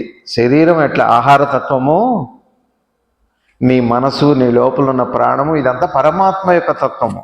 పరమాత్మ యొక్క తత్వమే. ఇప్పుడు ఆహారంలో కూడా ప్రాణశక్తే ఉంది. ఎనర్జీ అంటే అదే కదా. అది ఎక్కడి నుంచి వచ్చింది? అది పరమాత్మ. అందులో పరమాత్మ. ఇట్లా వెళుతున్నాం మనం. ఇక్కడ చూడండి, జ్ఞాని పదే పదే చెబుతారు. ఈ మాటలు చాలా వచ్చి ఉండవచ్చు, కానీ ఇది కొత్తదే. అందుకని ఇది మేము విన్నది అని మనం హెడ్డింగులు చూసో, పైన ముందు మాటలు చూసో పక్కకి పెట్టకూడదు. ప్రతిదీ కొత్తదే. ఒక జ్ఞాని ఏది చెబుతున్నా, పదే పదే చెప్పినా. ఒకసారి గురువుగారు చెబుతున్నారు, రమణ, ఇప్పుడు మనం ట్రైన్లో పోతుంటే ఆ టన్నెల్లో నుంచి వెళ్తుంటే మనం తినేది మనకు తెలుస్తుందా అని. చీకటి కదా, చీకట్లో మనం తింటున్నట్టు మనకు తెలుస్తుందా? తెలీదా? తినే పదార్థం తెలియదు, కానీ తింటున్న విషయం ఎందుకు తెలీదు? పదార్థం తెలియదు మీకు. తనే కదా, తనకి తెలియకుండా కదా యాక్షన్ ఎట్లా ఉంటుంది. అట్లా ఉంటాయండి గురువు గారి బోధ, అంత సూక్ష్మంగా ఉంటుంది. చాలా సరదాగా ఉంటాయి గురువుగారి మాటలు. గురువుగారు లక్ష్మి ఏవో చేసేది, వంట చేస్తారు. బాగలేదు, బాగుంది అట్లా ఏమన్నారు. బాగున్నా అమ్మ దీనికి ఏం పేరు పెట్టావు అనేవారు. అంటే ఈ పదార్థానికి ఏం పేరు పెట్టావు అనేవారు. ఒకసారి మా లక్ష్మి అల్లపచ్చడి చేసి పంపింది మా నాన్నకి. అల్లపచ్చడి చేసి పంపితే తిన్నాడు, గుర్తుపట్టలేదు, రుచి బాగుంది. తర్వాత అన్నాడు, అమ్మాయి నువ్వు ఏదో లేహ్యంలాగా తమాషాగా ఉంది, అదేంటి మళ్ళీ చేసి పంపించన్నాడు. పేరు లేదు, లేకపోతే ఏమైందో తనకి తెలుసుగా. ఆ లేహ్యానికి ఏం పేరు, లేహ్యం ఆయన పేరు పెట్టాడు, కానీ అల్లపచ్చడి అని తెలుసు. ఏం లేదు మామయ్య గారు, అల్లపచ్చడి మళ్ళీ చేసి పంపిస్తాను. మీకు అర్థం. ఇప్పుడు ఇవి మామూలు మాటల వేదాంతం ఉంది, తీసుకుంటే వేదాంతం. మామూలు లేకపోతే అల్లపచ్చడి మామూలు మాటలే. ఏముంది ఇందులో వేదాంతం? తెలిసిన వాడికి అది తెలుసు, తెలియని వాడికి అది కొత్తది, కానీ ఎంజాయ్ చేశాడు. అందులో ఉన్న తత్వాన్ని ఎంజాయ్ చేశాడు, పేరు తెలియదు. అల్లపచ్చడిలో ఉన్న టేస్టు, దాని రుచి, దాని లక్షణాన్ని ఆయన తీసుకున్నాడు, కానీ ఫలానాని పేరు తెలియదు. ఆయన చేసిన వాళ్ళకి పేరు తెలుసు, దాని ఇది. అట్లానే జ్ఞానికి అవన్నీ తెలుసు, మనం అనుభవిస్తున్నాం, కానీ ఇది ఏం తెలియదు. ఆ వివరణ మనకు అందిస్తాడు గురువు. కొత్తది ఏం తెచ్చివ్వడు. జ్ఞాని ఏం చేస్తాడంటే, నువ్వు అనుభవిస్తున్నవే నాన్న పరమాత్మని, నువ్వు ఈ జీవితంలో ఇట్లా చేసుకో, నీకు బాగుంటుంది అంటే మామూలు మాటల్లోనే ఉంటాయి. ఇవి మామూలు మాటల్లోనే ఉంటాయి.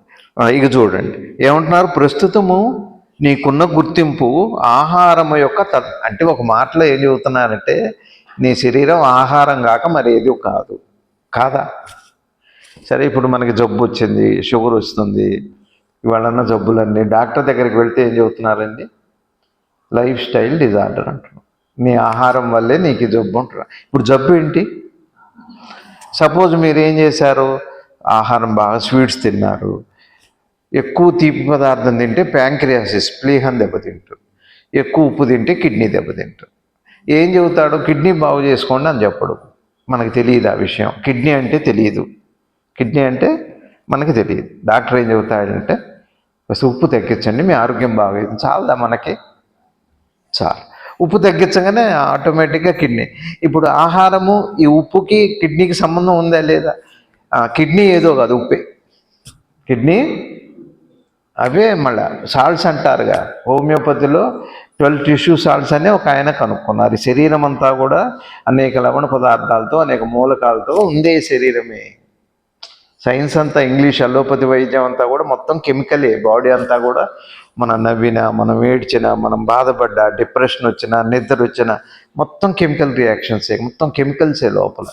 అది ఎక్కడ వాళ్ళు ఏం చేస్తారంటే, ఇవో ఫలానా లోపల ఫలానా నిద్రకి సంబంధించిన మెలోటోన్ ఏదో తగ్గింది, ఆ మెలోటోన్కి సంబంధించింది ఈ కెమికల్ ఇది వేసుకో నీకు నిద్ర వస్తుంది, కాలిఫాస్ వేసుకో అంటారు. అది వేసుకోగానే నిద్ర పడుతుంది. ఎక్కడ బ్రెయిన్, ఎక్కడ కాలిఫాస్? ఇది బయటిది, అదేమో లోపలిది. అంత సంబంధం. ప్రకృతి అంతా ఒకటే, స్థూలము ఒకటి సూక్ష్మము.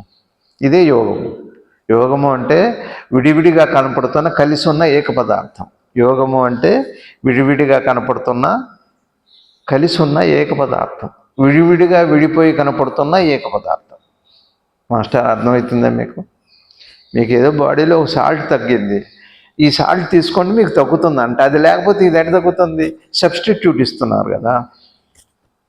నీటిలో ఉన్న గుణం, మనలో నీరుంది, ఈ నీటి గుణం తగ్గింది అనుకోండి, నీరు తీసుకోగానే ఆ నీటి గుణం అది సరిపోగానే మళ్ళీ తగ్గిపో. అట్లానే ఇప్పుడు ఏమంటున్నారు ఇక్కడ నిసర్గదత్త మహారాజు, ప్రస్తుతము నీకున్న గుర్తింపు ఏంటి? మనకున్న గుర్తింపు ఈ శరీరము ఆహారం యొక్క తత్వమే. ఇది ఆహారమే. ఆహారం కాకపోతే శరీరం పడిపోతే, ఇప్పుడు ఉన్నది ఆహారం వేరుగా కనపడుతుంది. ఇప్పుడు మీరు తిన్నారండి, జొన్న అన్నమో, గోధుమలు అన్నమో తిన్నారు, ఏమైంది? అది శక్తిగా మారింది. శక్తిగా మారి శక్తి యొక్క రూపాంతరం ఏంటంటే శరీరం. ఇప్పుడు అన్నం అన్నంగా కనపడట్లా. సరే, ఎట్లా? ఒక తల్లి కన్స్యూమ్ అయిన తర్వాత, గర్భం దాల్చిన తర్వాత ఆ తీసుకున్న ఆహారం అంతా శరీరంగా తయారైపోయింది.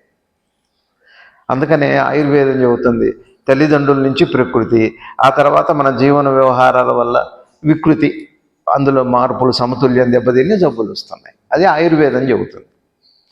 తీసుకున్న ఆహారమేగా. ఇప్పుడు మీరు వెళ్ళారనుకోండి డాక్టర్ దగ్గరికి, గర్భవతిగా వెళ్ళారు, చూస్తారు, అమ్మ పిల్లవాడికి జింకు తగ్గింది, లేదా ఫలానా తగ్గింది, హార్ట్ బీట్ తగ్గింది, ఫలానా తగ్గింది అని చెబుతున్నారంటే ఏం తీసుకుంటే సరి అవుతుంది? ఇప్పుడు అక్కడ తయారవుతుంది ఏంటి? ఆహారం మన రూపం తీసుకొని శరీరంగా తయారవుతుంది. ఏం మాస్టర్?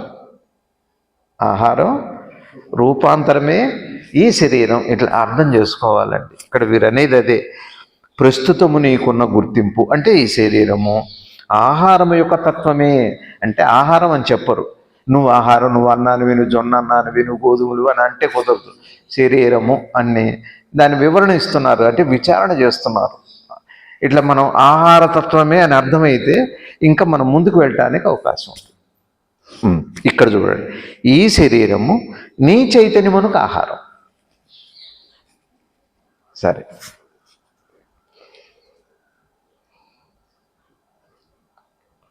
ఇప్పుడు మన వాళ్ళు ఎవరో చచ్చిపోయారు.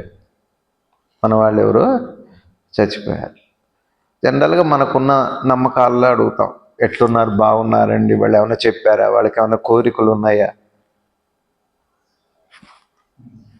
అది చెప్పగలిగిన వాళ్ళు చెబుతున్నారు.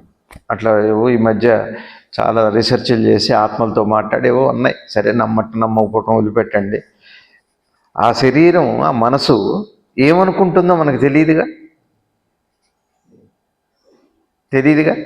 మరి తెలియాలంటే ఏముండాలి? చాలా తమాషాగా తీసుకెళ్తున్నారండి ఇక్కడ నిసర్గదత్త మహారాజు. బాగా వినాలండి, చాలా జాగ్రత్తగా వింటే కానీ అర్థం కాదు. కంక్లూడ్ చేస్తాం మళ్ళా. ఇప్పుడు నా మనసులో ఏమనుకుంటున్నారో, ఇప్పుడు మన ఆహాభావాలు ఉంటాయి లోపల, మన ఫీలింగ్స్ని బట్టే మన కళ్ళల్లో మన మొహంలో చెప్పేటప్పుడు ఎక్స్ప్రెషన్స్ అన్నీ కూడా లోపల శరీరం ద్వారా వ్యక్తమవుతాము. ఆయన కోపం వచ్చేసిందంట. మీరు కుక్కలనైనా సరే జంతువులనైనా సరే కళ్ళు చూసి చెప్పొచ్చు, ఇది కోపంగా ఉందా, కొంచెం ప్రేమగా ఉందా, చికాగ్గా ఉందా అని. వాటి కళ్ళ, అందుకనే జంతువులు కళ్ళల్లోకి చూడకూడదు. సూటిగా చూస్తే తెలిసిపోతుంది. మంది ఊటికనే తెలుస్తుంది వీడు భయపడుతున్నాడని, కరుస్తాయి అవి. జంతువులు కళ్ళలో సూటిగా చూడకూడదు, చూస్తే తెలుస్తుంది అవి ఎట్లా. ఇప్పుడు మీ కుక్క సంతోషంగా ఉందా నవ్వుతుందా అన్నది మీకు ఈజీగా, అంటే దేనిది అది, దేని లక్షణం అది, దాని మనసును చూస్తున్నారు మీరు. అందుకని face is the index of the mind అంటున్నారు. మన లోపల మన మనసులో భావం వాడి మనసులోది మనకి ఈజీగా తెలిసిపోతుంది. వాడి మొహంలోనే వాడికి అసూయ వచ్చిందా, ద్వేషం వచ్చిందా, కోపం వచ్చిందా, వాడి మొహం చూస్తే కళ్ళలో తెలిసిపోతుంది. కొంత బాగా తెలియదు, ఆలోచన తెలియకపోవచ్చు, కానీ వ్యక్తీకరణ కొంతవరకు మనం వ్యక్తం అవుతుంది కళ్ళల్లో. తెలియదండి మాస్టర్? ఇక్కడ చూడండి ఏం చెబుతున్నారు. ఈ శరీరం ఏమిటంటే ఏం కాదు, ఆహారమే. ఆహారం యొక్క శక్తే కదా ఇది, దీని ద్వారా వ్యక్తమవుతున్నాం. సరే, లోపల మనసులోనే దేని ద్వారా వ్యక్తమవుతాయి? శరీరం ద్వారా వ్యక్తమవుతాయి. చూడండి, నీ చైతన్యమునకు ఈ శరీరము, నీ చైతన్యమునకు ఆహారం. ఇక్కడ శరీరాన్ని ఇంత ఉంపేమో గుర్తింపు అన్న పదం వాడారు శ్రీ నిసర్గదత్త మహారాజు వారు. ఈ శరీరాన్ని గుర్తింపని వాడారు అంటూ ఆహారాన్ని ఏమో తత్వంగా వాడారు. శరీరానికి తత్వంగా ఏం వాడారు? ఆహారంగానే చెప్పారు. చెబుతూ ఈ శరీరము నీ చైతన్యమునకు ఆహారం. ఆహారం అంటే ఇప్పుడు ఏమర్థమైంది చెప్పండి మీకు? ఆహారము అన్న మాటకి ఏమర్థమైంది? ఆధారము అని. ఈ శరీరానికి ఏది ఆధారం? ఆహారం ఆధారం. నీ భావాలకి, నీ మొత్తం సమస్త కోరికలు తీర్చుకోవడానికి ఏది ఆహారం? ఈ శరీరం ఆహారం. నీ మనసులో కోరికలు తీరాలంటే ఆహారం ఏది కావాలి? శరీరం ఆహారం కావాలి. అంటే ఆధారం.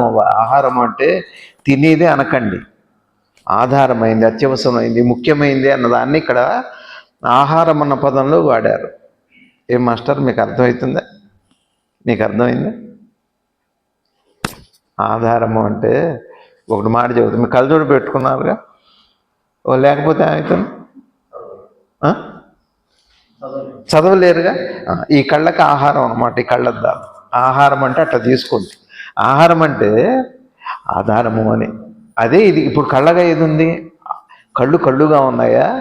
అద్దాలే కళ్ళుగా ఉన్నాయా? అద్దాలని కళ్ళుగా చేసుకొని చదువుతున్నాయా?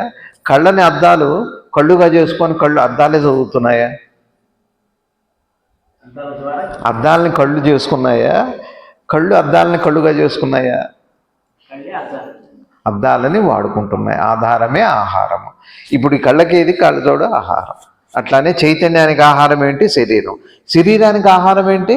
ఆహారం. అంటే శరీరం ఆహారంగా ఉంది, ఆహారం శరీరంగా తయారైంది. శరీరం ఆహారంగా ఉంది అంటే మొత్తం కూసే తత్వంగానే ప్రాణానికి ఇదంతా ఉంది అని చెబుతూ, నీ చైతన్యం వల్లనే నీవు ఈ విస్తారమైన ప్రపంచం యొక్క అనుభవం పొందుతున్నావు. చూడండి ఎంత బాగా చెబుతున్నారో చూడండి. ఈ శరీరము నీ చైతన్యమునకు ఆహారం. ఈ శరీరము నీ చైతన్యమునకు ఆహారం. లోపల ఈ మనసు అనండి, చైతన్యం అనండి, ప్రాణం అనండి. ప్రాణానికి శరీరం ద్వారానేగా ఇవన్నీ చేసేది. తేలిగ్గా చెబుతా చూడండి, కంక్లూజన్లో తేలిగ్గా చెబుతుంది. మన లోపల ఏమని చెప్పండి? ఈ దేహంలో ప్రాణం ఉంది కదా. మనం అన్ని పనులు దేని ద్వారా చేస్తున్నాం? మనసు ఉంటేనేగా. ప్రాణం ఒక్కటే చాలదుగా, మనసు ఉండాలిగా. ప్రాణం ఉండాలి, మనసు ఉండాలి. ఈ రెంటికి ఆధారంగా శరీరం ఉండాలి. ఇంతవరకు తేలిగ్గా అర్థమైంది కదా. శరీరం దేనివల్ల నిలబడుతుంది? ఆహారం వల్ల నిలబడుతుంది. ఆహారంలో ఏముంది? ప్రాణశక్తి. తేలిగ్గా అంటే మనం ఏం చేయాలంటే, శక్తి అన్న పదం ఒక్కొక్క చోట మనకి సమన్వయానికి సరిపోతుంది. ప్రాణశక్తి ఉంది ఆహారంలో. ప్రాణశక్తి అన్న పదం పెట్టుకున్నాం అనుకో. ఇప్పుడు మనలో ఏముంది? ఆహారంలో ఏముంది? ప్రాణశక్తి ఉంది. మనలో ఏముంది? ప్రాణశక్తి ఉంది. అన్నం తింటే ఏమవుతుంది? ఈ శక్తి నిలబడుతుంది, శరీరం నిలబడుతుంది. శరీరంలో ప్రాణమే ఉంది, ఆహారంలో కూడా ప్రాణశక్తి ఉంది. అయితే ప్రాణశక్తి అని వాడడం, ఒక్క మాటలో శక్తి ఎనర్జీ అని వాడతాం. ఎనర్జీ అని ప్రోటీన్ అంటారు. ప్రోటీన్లు అన్నింటిలో కూడా శక్తి ఉంది. A vitamin, B vitamin, B12, D అన్నీ అట్లనే ఉంటాయి. పేర్లు మారుతాయి కానీ అన్నింటిలో కూడా ఉన్నది శక్తే. మీకు అర్థమవుతుందండి? ఈ శరీరంలో ఏముంది? ప్రాణం ఉంది. అన్నంలో ఏముంది? ప్రాణశక్తి ఉంది. అంత తీసుకోవటం వల్ల ఏమవుతుంది? ఈ శరీరం అనేది నిలబడుతుంది. తేలిగ్గా అర్థమైంది కదా. అయితే నీ చైతన్యం వల్లనే నీవు ఈ విస్తారమైన ప్రపంచం యొక్క అనుభవం పొందుతున్నావు. ఇక్కడ చైతన్యం అనే పదం వాడారు. చూడండి, తేలిగ్గా అర్థమైంది. ఆహారంలో ఏముంది? పదే పదే అడిగాను అనుకోండి, విసుగుపడకండి. అర్థమైతే మీకే మంచిది, నాకేం లాభం లేదు. నాకు టైంపాస్ కోసం చెప్పట్లేదు నేను, ఏదో టైంపాస్ కోసం కాదు. మీకు ఎంత అర్థమైతే అంత సంతోషం. నాకు అర్థం అవ్వాలనే నా ప్రయత్నం. ఆహారంలో ఏముంది? శక్తి ఉంది అనుకుందాం. మనలో ఏముంది? ప్రాణం ఉంది. ఆహారం తీసుకుంటే ఏమవుతుంది? శక్తి వస్తుంది. లేకపోతే ఏమవుతుంది? సరే, ఒక మాట చెబుతాం. మనం మనసు ద్వారా కదా వ్యక్తమవుతున్నాం కదా. సరే, ముందు మీకు 10 రోజులు అన్నం పెట్టలేదు, ముందు ఏం పడిపోతుందండి? శక్తి పోతుందిలేండి. మనసు కూడా శక్తే కదా. మనసు ద్వారానేగా చైతన్యం అంటున్నాం. చైతన్యం అంటే ఏదో అనుకోకండి. ప్రాణము మనసునే చైతన్యం అనండి. చైతన్యం అంటే కదిలేది, లోపలికి వెళ్ళి అటు ఇటు వెళ్ళేది. ఇక దేహం, ఇక ప్రపంచం. అయిందా? మీకు నేను 3 రోజులు అన్నం పెట్టలేదు, నీరసిచ్చారంటారు. చిన్నగా ఏం తగ్గుతుంటుంది? శరీరం కాదు, ఆలోచన చిన్నగా మనసు నీరసిస్తుంటుంది, చైతన్యం నీరసించిపోతుంటుంది. చివరికి ఏమవుతుంది? చివరికి బాడీ కృషించిపోతుంది, ముందు మనసు నీరసించిపోతుంది. మీరు అన్నం తినకపోతే ముందు మనసు నీరసిస్తుంది, ఆ తర్వాత శరీరం కూడా నీరసించి కదిలే శక్తి ఉండదు, ముందు ఆలోచించే శక్తి ఉండదు, మాట్లాడే శక్తి ఉండదు. ఈ ముందు మనసుకు ఆలోచన శక్తి, చైతన్య శక్తి తగ్గిపోతుంది. తర్వాత శరీరమైన స్థూలమైన శక్తి నీరసించిపోతుంది. తప్పు చెబుతున్నానా? నేను తప్పు చెబుతున్నానండి. మీరు అన్నం తినకపోతే ముందు ఆలోచించే ఓపిక కూడా, అదే బ్రెయిన్ ఫ్యాగ్ అంటారు. ముందు ఫిజికల్, మెంటల్ వీక్నెస్. ఫస్ట్ ఏమవుతుంది? మెంటల్ లెవెల్లో ఆలోచించే శక్తి చిన్నగా తగ్గిపోయి, నీరసించిపోయి, స్పృహ తప్పిపోయి బాడీ ఇక్కడే ఉంటుంది. కొంత చిన్నగా బాడీలో నుంచి కూడా శక్తి చిన్నగా నిర్గమిస్తుంది. కాదా? తప్పు చెప్పానా? మనకి ఇట్లా జరగట్లేదా? జ్వరం వచ్చినప్పుడు, ఏదైనా కాస్త అనారోగ్యాలు జరిగినప్పుడు, తిన్నప్పుడు ముందబ్బా మనసు నీరసించి, ప్రాణం నీరసించిపోయిందంటారు. శరీరం నీరసించిందంటారు.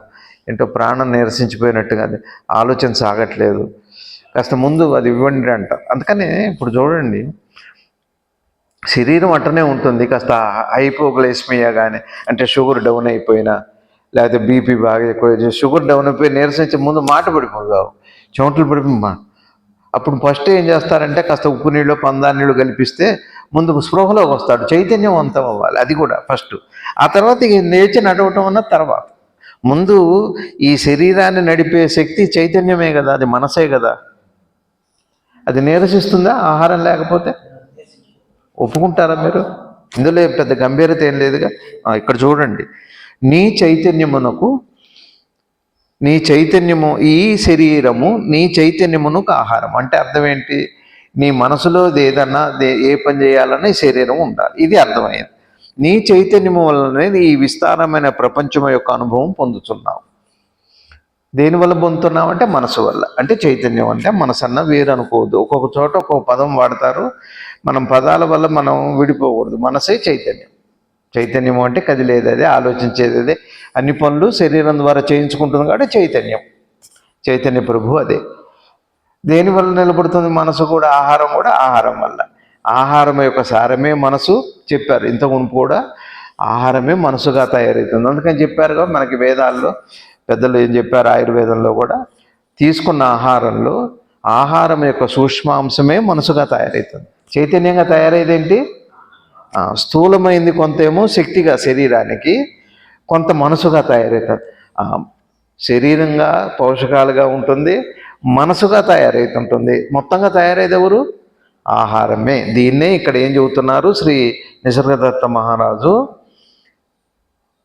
ప్రస్తుతం నీకున్న గుర్తింపు ఆహారం యొక్క తత్వమే. నీ మనసు పనిచేయాలన్న ఆహారం కావాలి, నీ శరీరం నిలబడాలన్న ఆహారం కావాలి. ఇది అర్థమైంది కదా. ఈ శరీరము నీ చైతన్యమునకు ఆహారం. నువ్వు ఏ పని చేయాలన్నా నీకు ఆహారం అయితే కావాలి. ఇది ఆహారం దగ్గరకు వచ్చారు. అయిందా? నీ చైతన్యంలోనే నీవు విస్తారమైన ప్రపంచం యొక్క అనుభవం పొందుతున్నా.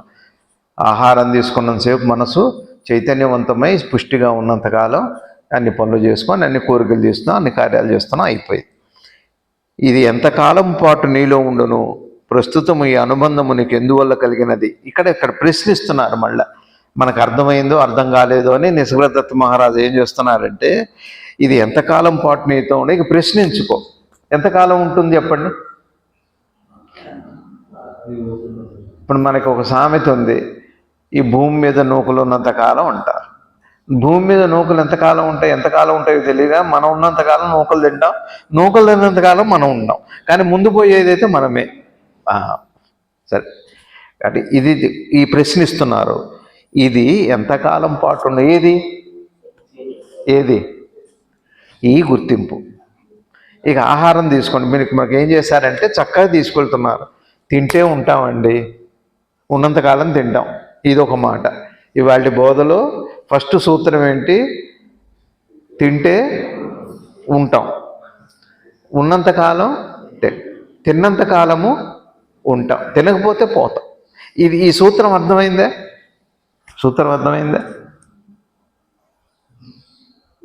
తింటేనేగా ఉంటాం.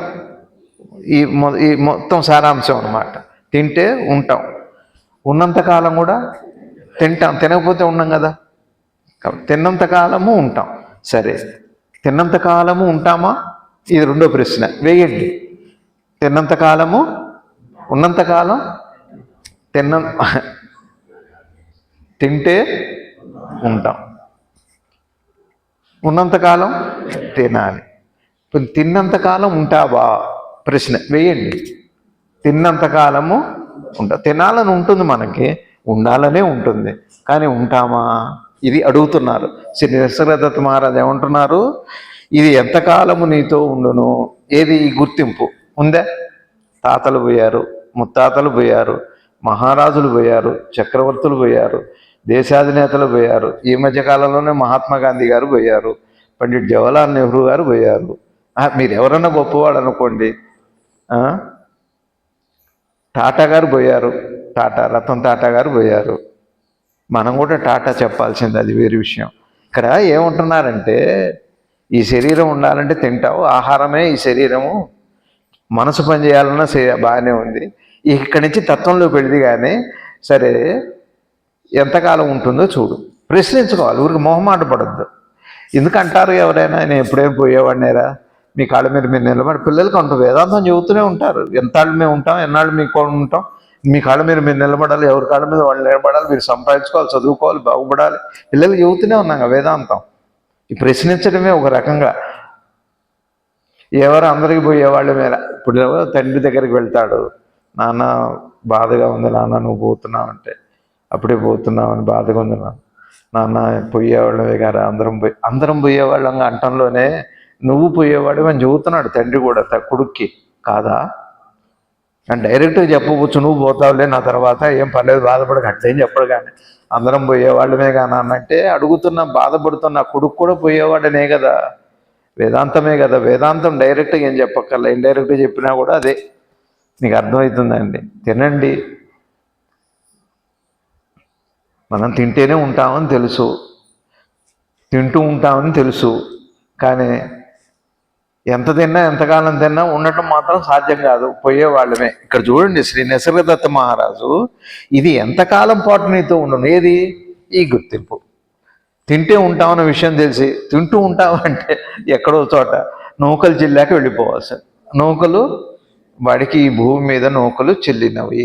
ఎట్లా యాక్సిడెంట్ అవ్వచ్చు, ప్రాణమైపోవచ్చు, జబ్బే రావచ్చు, ఏదన్నా కావచ్చు. ఇక్కడి నుంచి వేదాంతం, ఇక్కడ దాకా విచారణ నెక్స్ట్ స్టెప్ వేదాంతం. ఇంకోటి అడుగుతున్నారు, ప్రస్తుతము ఆ అనుబంధము నీకు ఎందువల్ల కలిగినది? ఎందువల్ల కలిగింది? తింటున్నా కాబట్టి శక్తి వచ్చింది. శక్తి వచ్చింది కాబట్టి కోరికలు వచ్చినాయి, మనసు పనిచేసింది. వచ్చింది కాబట్టి ఇవన్నీ వచ్చినాయి, అనుబంధం ఏర్పడది. బాగా ఇక్కడ అడుగుతున్నారు, ప్రస్తుతం ఆ అనుబంధం నీకు ఎందువల్ల కలిగినది? ఎందువల్ల అంటే దీనివల్లేగా, ఈ సంబంధం వల్లనేగా. ఆహారం వల్ల శరీరము, శరీరంతో పాటు మనస్సు, ఆహారం వల్లే ఇవన్నీ పోషింపబడుతున్నాయి కాబట్టి అనుబంధం ఇట్లా నిలబడది. తెలిసిపోయింది. మళ్ళీ ఇది తత్వమే. ఇంతకు ముందు అది ఎందుకు కలగలేదు? ఇక్కడ ఇంకో ప్రశ్న వేస్తున్నాం. మరి ఇంతకుముందు ఎందుకు కలగలేదు? ఈ శరీరం వలన నీవు అనేక వస్తువులు పొందేదేవు. ఏమైనప్పటికీ ఈ శరీరము శాశ్వతమైనది కాదు. చూడండి ఇక్కడ ఏమంటున్నారు, ప్రస్తుతము ఈ అనుబంధం నీకు ఎందువల్ల కలిగింది? ఎందువల్ల కలిగింది? ఆహారం తిన్నా కాబట్టి శక్తి వచ్చింది. శక్తి వచ్చింది కాబట్టి మనసు పనిచేసింది. సరే, పని చేస్తున్నాం, ఇందువల్ల కలిగింది. సమాధానం ఇట్లా తీసుకోవాలి. ఇప్పుడు మనం ఏం చేయాలి? ఈ పుస్తకాన్ని ఇట్లా పెట్టి పారాగ్రాఫ్ అట్లా పెట్టి, నేను తిన్నా కాబట్టి శక్తి వచ్చింది, సరే బాగానే ఉంది. ఇంతకుముందు నీకు ఎందుకు కలగలేదు? ఏమంటున్నారు? ఇంతకుముందు అది ఎందుకు కలగలేదు? ఏది ఎందుకు కలగలేదు? ఎందుకు కలగలేదు?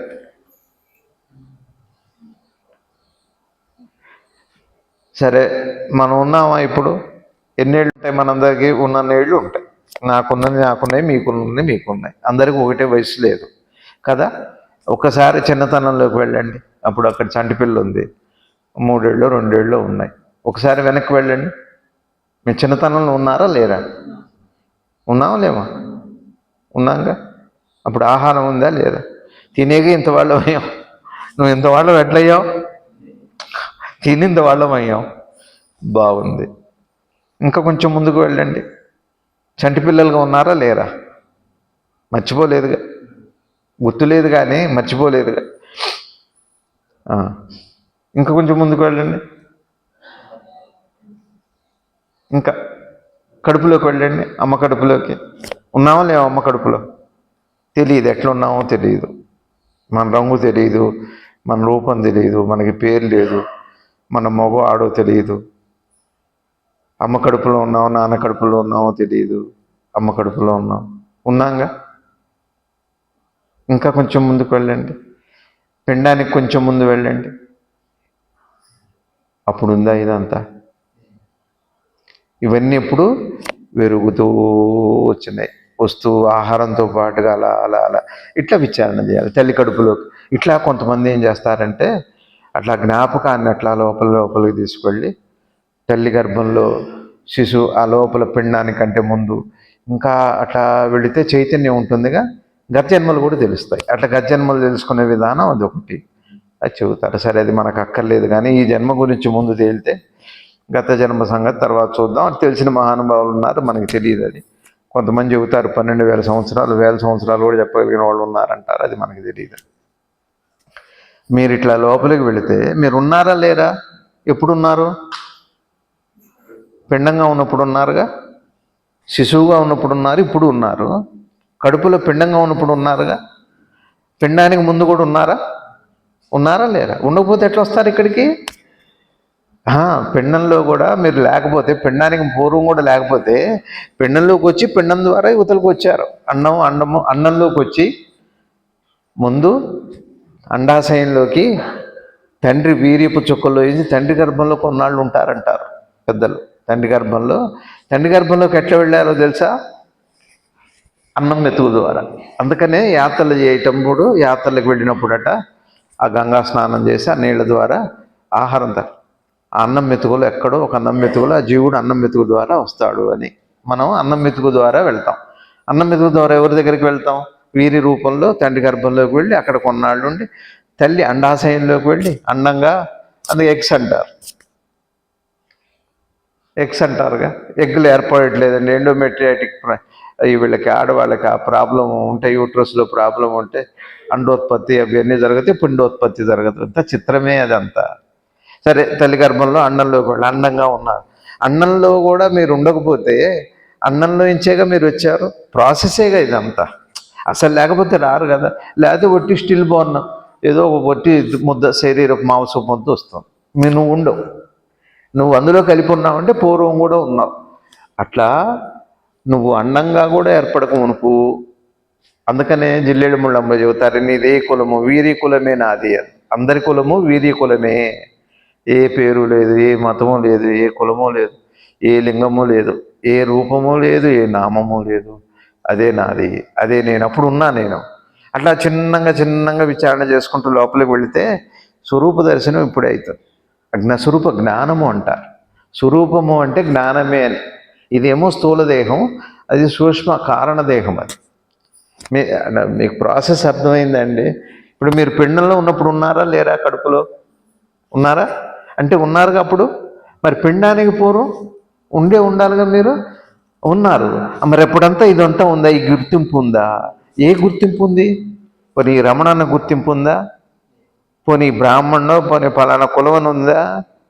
పోనీ నేను పురుషుని స్త్రీ అని ఉందా? పోనీ నేను తల్లిలో ఉన్నాను తండ్రిలో ఉన్నాను ఉందా? నేను పిండాన్ని అండాన్ని అని ఉందా? ఏ గుర్తింపు ఉంది? కానీ మీరున్నారే. ఏ గుర్తింపు లేదు, మీరున్నారే. అది మీరు చూడండి. అంటే ఒక జ్ఞాని ఓపిక ఉండాలి కొద్దిగా. నిమ్మలంగా ఏదో అయిపోయింది, అర్థమైపోయిందండి, మేము వినమండి, మీరంతా అబద్ధం చెప్పేస్తున్నారు, మీకేం మీరు చెప్పిందే చెప్పాలి. విన్నదే వినాలి. నేను విన్నదే వింటా, వింటూనే ఉండాలి మనం. ఇదేమో హరికథ కాదు, టైం పాస్ కోసం కాదు. మరి నాకు నేను తెలియాలంటే ఊరికి తెలుస్తుంది. నేను చింతకాయ పచ్చడి రోజు తింటుంటే విసుగురాదే? ఏ మంచి మాట వినాలంటే ఎందుకు విసుగు? వినవే మనం మంచి మాట. ఇది అప్పుడు చెప్పారు, ఎక్కడ రేపు విందాలే, ఎల్లుండి విందాలే అంటున్నాం, పోస్ట్ పోన్ చేస్తున్నా. కానీ నాకు జ్ఞానం కావాలి. ఎట్లొస్తుందండి జ్ఞానం? వినము. ఇది చెప్పింది వినదేని వినము, ఆయనకి తెలియదని వినము.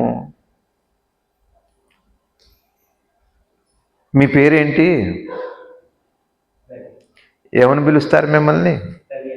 ఎన్నిసార్లు పిలిచారు ఇప్పటికీ? ఎన్ని వందల మంది పిలిచారు? ఏం విసుగురాదే? మీ పేరు మీకు అంత తీపా? మరి పేరు లేని మీకెంత తీపి ఉండాలి? మీ పేరుకే ఎంత తీపి ఉందే, మీకు నామం లేని, రూపం లేని మీ స్వరూపానికి ఎంత తీపి ఉండాలి? అది ఈ షుగర్ కాదండి, అది అమృతం అండి. అది నాశనం లేనిది. అది ఈ పంచదార కరిగిపోతుంది, ఈ పంచదార షుగర్ని పెంచుతుంది, కానీ అమృతము జనన మరణాలు లేని స్థితికి తీసుకెళ్తుంది. ఎదగటం మీకు ఎలా?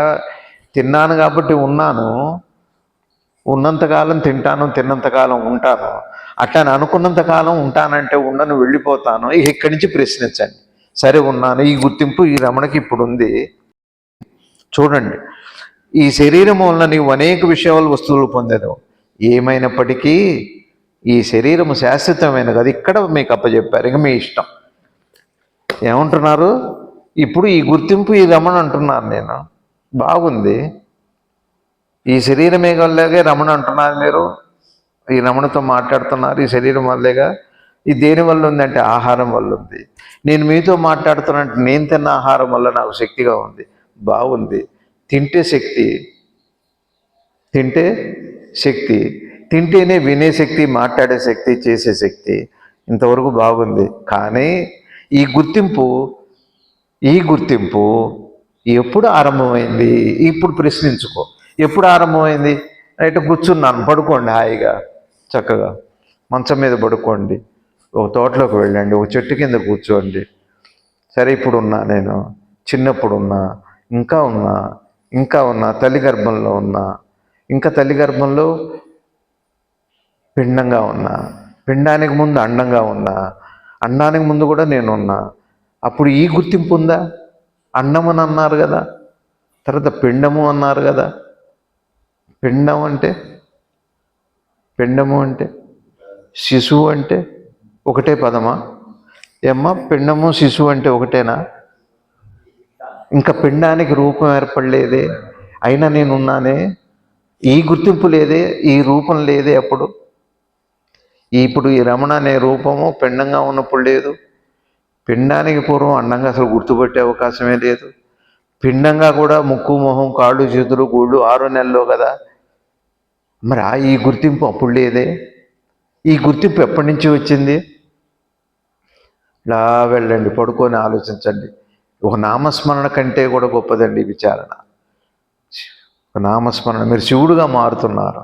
శిశువు నుంచి శివుడుగా, శిశువు నుంచి శివుడు వరకు, పిండం నుంచి బ్రహ్మాండం దాకా, బ్రహ్మాండం నుంచి పరాత్పరుడు దాకా చిన్నగా విచారణ ఎక్కడికి అయిపోయింది. ఈ ఈ ఈ గుర్తింపు ఎక్కడో మొదలైంది, ఎప్పుడో మొదలైంది, ఒకప్పుడు మొదలైంది, అనాదిగా కాదు. మీకు బుద్ధి తెలిసినప్పటి నుంచి, మీకు రూపం ఏర్పడ్డ దగ్గర నుంచే గుర్తింపు. కానీ మీరు అంతకు పూర్వమే ఉన్నారు కాదా? మీరు అన్నానికి ముందే ఉన్నారుగా. అన్నంలో ప్రాణం లేదండి, గుడ్లు ఉన్నాయి కానీ ఆ గుడ్లలో పొదిగే శక్తి లేదండి అంటున్నారు డాక్టర్లు. ఆ ఎగ్ రిలీజ్ అయింది కానీ ఆ ఎగ్ మెచ్యూర్ అవ్వట్లేదు, లోపల ప్రాబ్లం, ఎండోమెట్రియాసిస్ ప్రాబ్లం ఉందండి, లోపల గాలి బుడగలు ఉన్నాయండి, లోపల ఇంకేవో ఉన్నాయండి యూట్రస్లో చెబుతున్నారే తల్లిని. మీరు ఒక గైనకాలజిస్ట్ దగ్గరికి వెళ్తే మనకి 3 రకాలుగా చెబుతున్నారు. ఇక మూడోది ఏం చేశారు? ఇంత దాకా అయిపోయి గుర్తింపు ఎప్పుడు వచ్చింది మీకు? ఈ ఏర్పాటు వల్ల ఈ గుర్తింపు వచ్చింది. ఇదంతా కూడా మళ్ళీ ఆహారం వల్లే. తల్లి తీసుకున్న ఆహారం వల్ల, తండ్రి తీసుకున్న ఆహారం వల్ల, సృష్టిలో ఉన్న ఆహారం వల్ల, సృష్టికి ఈశ్వరుడు ఇచ్చిన ఆహారం వల్ల ఇంత ప్రాసెస్ ఉంది. అయిపోయిన తర్వాత ఇదంతా కూడా ఇది ఎప్పుడో ఒకప్పుడు పడిపోతుంది. తిన్నా పోతుంది, తినకపోయినా పోతుంది. వెళ్ళాం, గుర్తింపు ఎప్పుడో మొదలైంది. కానీ ఎప్పుడైనా ఈ శరీరం పడిపోయేదే. ఇక్కడ దీంతో ఈ పేర ఇవాళకి ముగించారు. ఇవాళ 3 మాటలు చెప్పుకున్నాం. ఎసెన్స్ ఏమిటి అంటే, ఆహారం తింటేనే ఈ ఉపాధి ఉంటుంది, మనసు కూడా పనిచేస్తుంది. ఇది ఒకటి. రెండోది ఏమిటంటే, ఈ ఉపాధి ఎప్పుడో ఒక రోజున రూపం తీసుకొని ఈ గుర్తింపు వచ్చింది. అది కూడా ఆహారం ద్వారానే. ఒప్పుకున్నారా? తల్లి తిన్న ఆహారం వల్లే. అమ్మ నువ్వు సరిగా తింటలేదు, లోపల పిండం సరిగా తయారవ్వదు, హెల్తీగా అవ్వదు, లేకపోతే లోపల హార్ట్ తయారవ్వదు, లోపల కిడ్నీ తయారవ్వదు, ఆ పిండం సరిగా తవ్వదు, మంచిగా తినండి, కడుపు నిండా తినండి, రెస్ట్ తీసుకొని చెబుతున్నారు డాక్టర్లు. దేన్ని సూచిస్తున్నారు? ఆహారం వైపే చూపెడుతున్నారు.